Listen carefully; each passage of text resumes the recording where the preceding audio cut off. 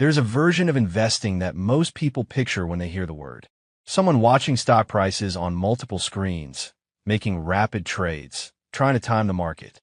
That version exists, but represents a small and largely unsuccessful slice of what investing actually is and how most people should engage with it. The version of investing that builds wealth for ordinary people over time is significantly less dramatic and significantly more accessible than that image suggests. This video establishes what investing actually is, why it matters, how compound growth works in your favor over time, and what you need to have in place before you start putting money into the market. Investing is the act of deploying capital, meaning money you currently have, into assets with the expectation that those assets will generate returns over time, either through income, appreciation in value, or both. The fundamental distinction between saving and investing is risk and time horizon. Saving means holding money in low-risk, liquid accounts like savings accounts where the principal is protected and returns are modest but guaranteed. Investing means accepting some degree of risk to the principal in exchange for the potential of higher returns over time. That risk is real, and it is the starting point for understanding everything else in this module. The money you invest can decrease in value, sometimes significantly in the short term. Understanding why you accept that risk anyway, and under what conditions it is rational to do so, is the foundation of investment literacy. The case for investing rests on two interconnected realities. The first is inflation. Inflation is the general increase in the price level of goods and services over time. The historical average inflation rate in the United States is approximately 3% per year, which means that the purchasing power of a dollar held in cash decreases by roughly 3% annually. Money sitting in a savings account earning less than the inflation rate is losing purchasing power in real terms even as the nominal balance grows. To maintain and grow the real value of your money over time, your returns need to exceed inflation. Savings accounts, particularly in low-rate environments, often do not clear that bar. A diversified investment portfolio over long time horizons historically has. The second reality is compound growth. Compound growth in an investment context means that returns generate their own returns over time.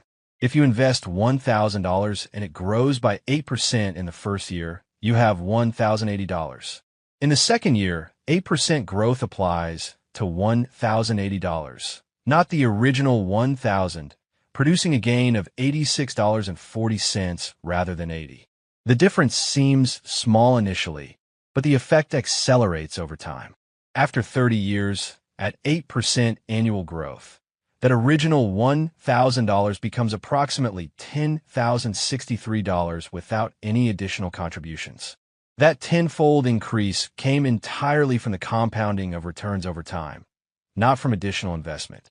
The implications of compounding for real-world wealth building are most clearly illustrated through the impact of starting early.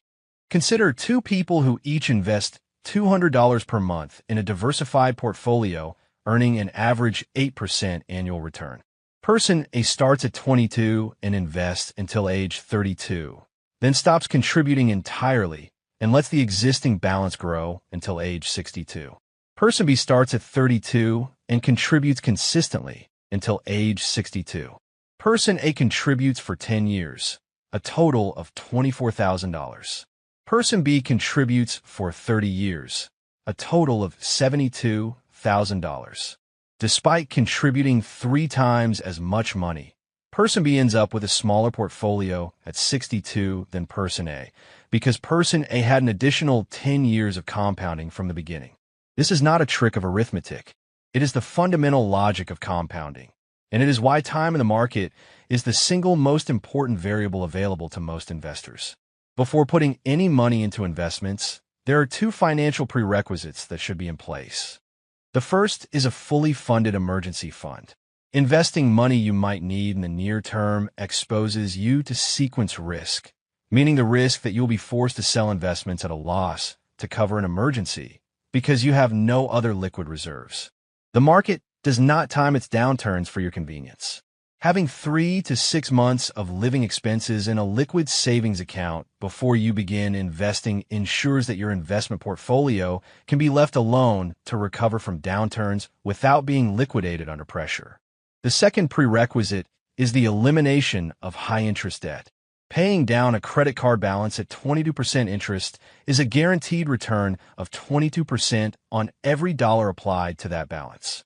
No investment product reliably generates returns that consistently exceed high-interest debt costs. Eliminating high-interest debt before investing is the financially correct sequence.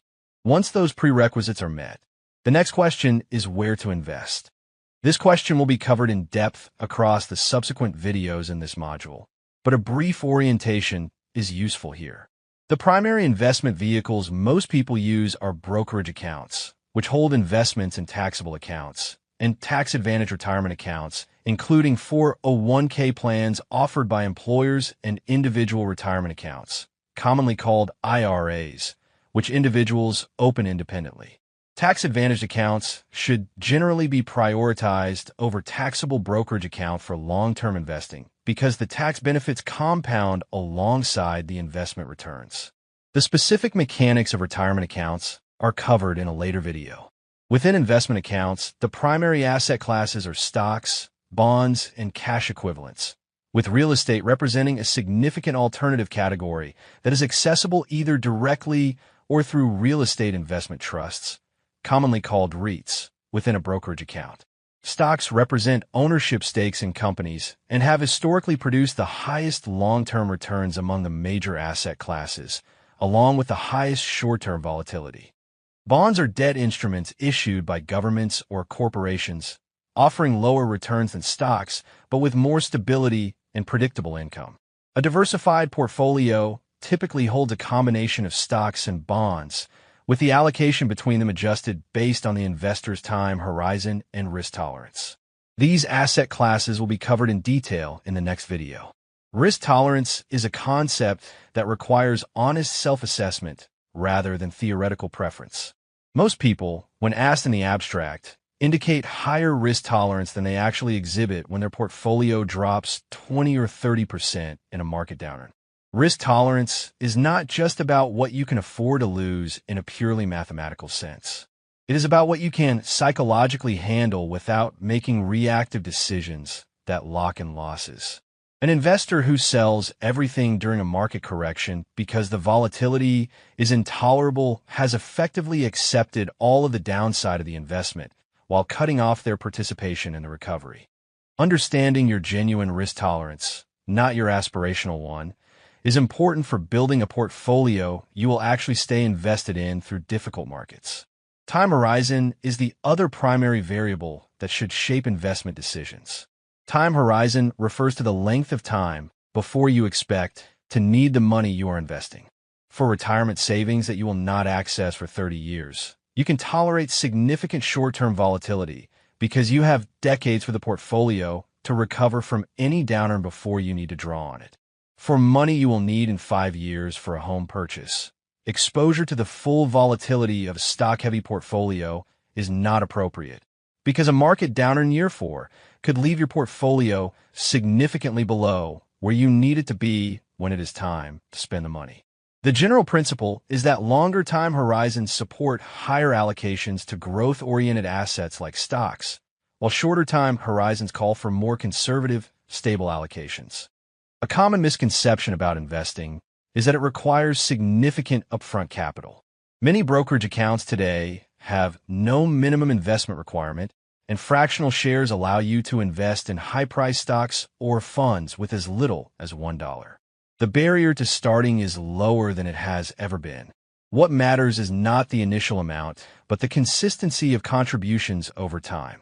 Regular small investments made consistently and left to compound are more effective than sporadic large investments made without a systematic approach.